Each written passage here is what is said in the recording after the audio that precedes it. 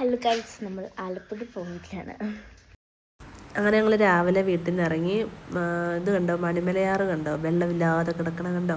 അങ്ങനെ വരുന്ന വഴിയിൽ ഞങ്ങൾ കുറച്ച് സ്നാക്സൊക്കെ മേടിച്ചു. പൊന്നൂസ് വണ്ടി കയറുമ്പോൾ തന്നെ പോരും ഉറക്കമാണ്. ഞങ്ങൾ 2 വണ്ടിയിലായിട്ടാണ്, ഫാമിലി എല്ലാവരും ഉണ്ട്, ഹസ്ബൻഡ് വീട്ടുകാരെല്ലാവരും ഉണ്ട്. അങ്ങനെ പാടത്തിറങ്ങി കുറച്ച് റീൽസൊക്കെ ചെയ്തു.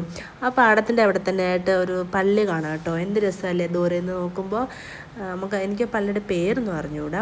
അങ്ങനെ പിന്നെ കുറച്ച് നേരം ഇങ്ങനെ അതിലേക്ക് നടന്നിട്ട് കുറച്ച് വീഡിയോസൊക്കെ പിടിച്ചു.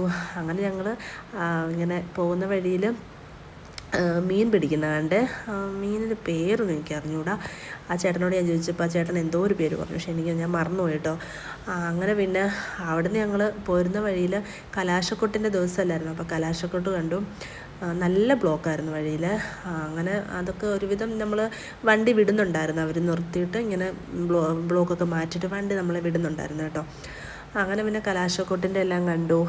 അങ്ങനെ അവിടുന്ന് നമ്മൾ കുറച്ച് പെട്ടെന്ന് തന്നെ നമ്മൾ ബീച്ചിലെത്തി.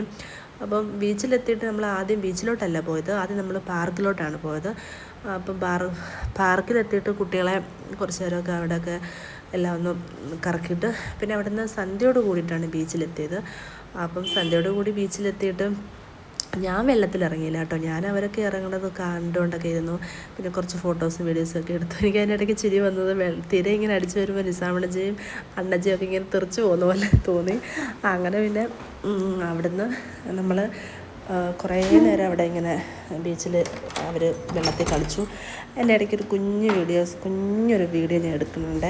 അതൊരു ആരോ അതിൻ്റെ കരയിലിങ്ങനെ ഒരു മത്സ്യം എന്നിങ്ങനെ ഉണ്ടാക്കിയിട്ടേക്കാണ്. എത്രയായാലും സൂപ്പറായിട്ടുണ്ട് കേട്ടോ. അങ്ങനെ പിന്നെ നമ്മൾ സൺഡേ ആയപ്പോൾ അവിടെ നിന്ന് തിരിച്ചു.